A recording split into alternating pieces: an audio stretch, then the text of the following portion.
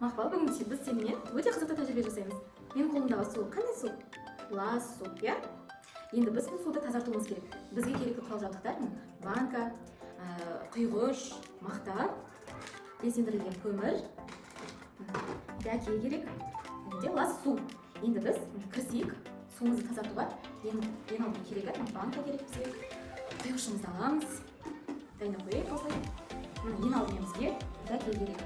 Дәкемізді ашамыз. Мақта саламыз. Ала ғой. Мақтамызды салып шығайық. Салып ұмытып.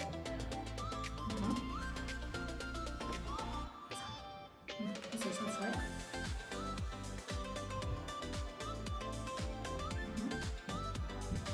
Тоже берген салып шығайық.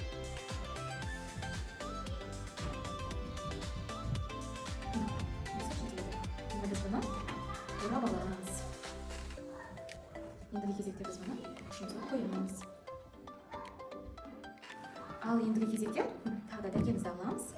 Оның ішіне біз безендірілген көмірді салып шығамыз. Алып.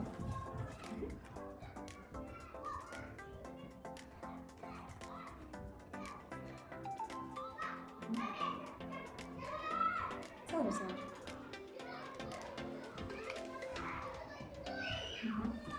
Жарайсың. Осылай орап аламыз. Енді біз жаңағы ұстайтын мақтамыздың бетін қойып шығамыз. Ал енді біз осы суымызды құямыз. Келіп,